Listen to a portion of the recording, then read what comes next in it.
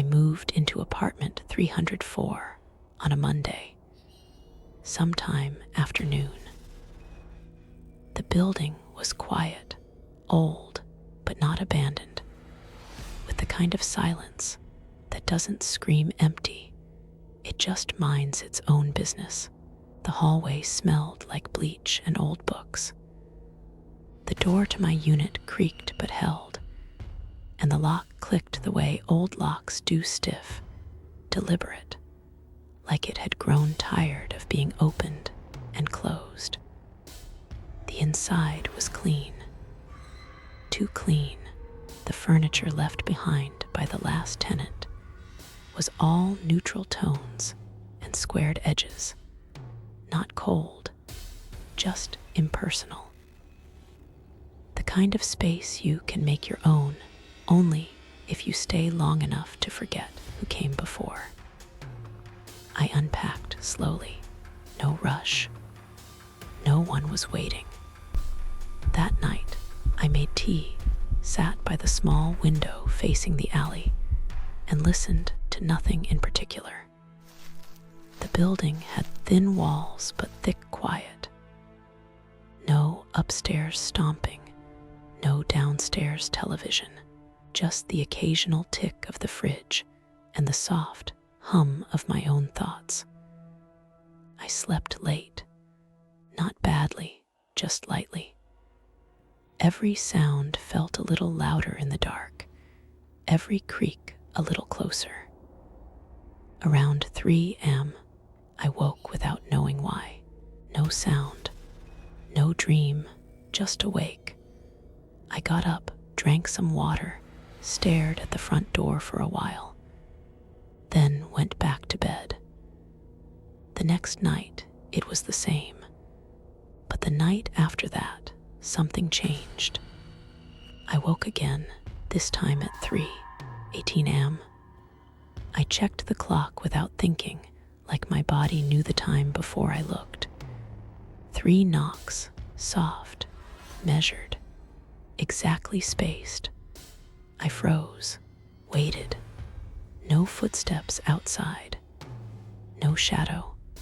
I walked to the peephole, nothing. Opened the door, nothing. Just hallway, dim, silent. The air felt off, not cold, not heavy, just aware. I closed the door, locked it again. That morning, my keys were missing. Not in the dish I always use, not on the counter. I searched everywhere. Found them later, somehow, inside the pocket of the coat I hadn't unpacked yet. Strange, but not scary. The next night, 3:18 a.m., same 3 knocks. This time I didn't open the door. I just listened. The knocks didn't repeat. But when I woke up again at 7, the butter knife was gone from the sink. I hadn't moved it. Found it 2 days later under the couch, wrapped in one of my old socks. I don't remember ever putting it there. The 5th night, I stood behind the door and waited. At exactly 3:18 a.m., the knocks came. 3 of them. Not urgent, not angry, just expected. I didn't open it. I went back to bed. That morning, a photo was missing from the fridge, an old one, of me and my sister at the lake. The magnet still held, but the photo was gone. That night, I finally asked the neighbor in 305, the woman with the sleepy eyes and plants by her door, "Hey, do you ever hear knocking?" She blinked, then asked 3 times. Always the same time. I nodded. She looked at me too long, then said, "It's better if you open." At least the first time. I didn't ask what she meant, but that night I stayed awake. And at 3:18, I stood by the door again. And this time, I let the knocks happen without moving, because I wanted to know what would be gone next, because I was starting to think whatever was knocking wasn't trying to come in. It was trying to remember what it left behind. The knocks came again, exactly at 3:18. I didn't flinch this time. I had been sitting in the dark, lights off, mug in hand, fully dressed and already waiting. The hallway light outside the peephole flickered once, then steadied. I stood up, walked to the door, waited 3 seconds after the third knock, then turned the lock. Slowly. When I opened the door, the hallway looked exactly as it always did, dim, tiled, stale. No footsteps, no air movement, no figure walking away. But there, right in front of my door, neatly centered on the welcome mat I never bought, was my missing photo. The one of me and my sister. Not curled, not dusty, not bent, just placed like someone had kept it safe and meant to return it. I picked it up. The back was smudged with a fingerprint that wasn't mine. I didn't sleep that night. The next morning, nothing else was missing, but the next night, I didn't wait until 3:18.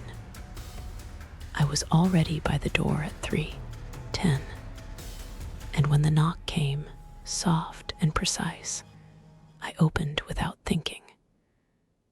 This time, the hallway smelled faintly of something warm, like dust just after it burns off an old heater. There was nothing there, again. But this time, there was something tucked between the door and the frame.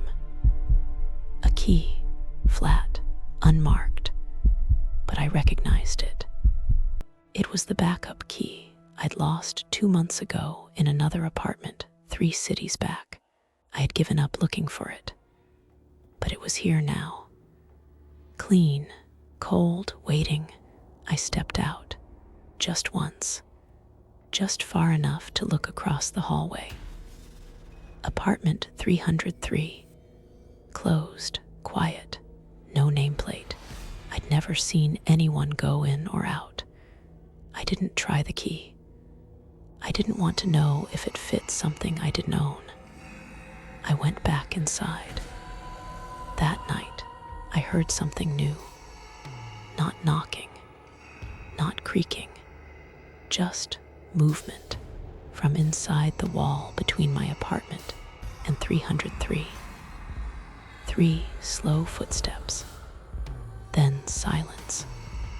And just before I fell asleep, barely drifting, I heard a voice. Not loud, not even clear, but it sounded tired, and it said one word. Low, flat, mine. I didn't go to work the next day. I couldn't. I spent the morning staring at the key, holding it, turning it in my hand like maybe its weight would tell me something. It didn't feel new. It didn't feel cursed. It just felt familiar, like something that once belonged to me and had been sitting quietly in someone else's pocket, waiting to be remembered.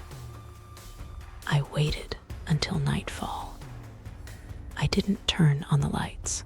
I didn't want the hallway to know I was coming. At 3:17 a.m., I opened my door and stepped across. Apartment 303. The air outside, it felt wrong. Not cold, not humid, just slightly slower than everywhere else. Like the air had been trained to behave differently on this side of the building. I held the key up, breathed, then slid it into the lock. It turned on the first try. The door opened silently, Inside, it was dark, but not empty. I didn't call out. I knew there'd be no answer. The apartment layout was identical to mine. Same kitchen counter, same window angle, same dent in the hallway tile just to the left of the bathroom. But that wasn't what made me stop. It was the things inside. My things. A mug. One I'd broken 2 weeks ago, whole again, sitting by the sink. My scarf. The one I'd left on a train years ago, folded neatly over the back of the couch. And photos. Pinned to the wall in perfect, careful rows. Photos of me. Some I remembered, some I didn't. Some from angles I never saw. The books were arranged like mine. The cutlery laid out just like I preferred. It was like someone had rebuilt my apartment, but filtered it through the memory of someone who had only ever visited in passing. Everything was almost right, just off enough to feel rehearsed, recreated. The air felt dense, not heavy, full, and in the far corner of the room, there was a chair, old, wooden, facing away. I didn't move closer. I didn't need to, because I finally understood. Whoever was here didn't want to haunt me. They were trying to keep the version of me they remembered alive. Because someone years ago used to knock at 3:18:2, and no one opened the door for them. I stopped locking the door, not out of trust, not out of fear, but because, by now, it didn't seem to matter. Things no longer went missing. Nothing vanished in the night, but they also no longer felt mine. Each morning, I'd wake to find small things, books I hadn't read in years already placed on the coffee table, a pair of shoes I hadn't worn since college set neatly by the door, even meals I hadn't cooked laid out in the fridge, arranged the way my mother used to do when I lived at home. At first, I told myself I was tired, that maybe I was going through some kind of sleepwalking episode, reorganizing my apartment like muscle memory was trying to comfort me. But that stopped explaining anything the night I saw the table set before I ever stood up. I had been in bed, watching the ceiling.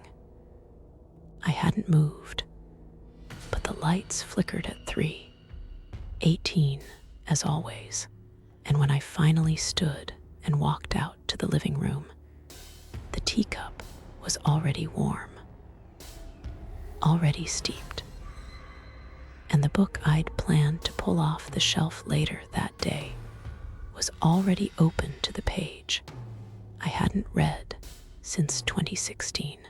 I dropped it, went to the door, opened it. The hallway was empty. I crossed. 303 opened before I touched the key. Inside, it was different. It wasn't mimicking anymore. It was ahead, the table set exactly like I'd seen it in a dream the week before. The radio playing a song I'd forgotten existed, but had hummed earlier that day under my breath while brushing my teeth. And the chair still in the corner, still turned away, still holding space like it was waiting for someone to remember it correctly. I backed out, shut the door. I didn't sleep. The next night, I tried a test. I wrote a note to myself.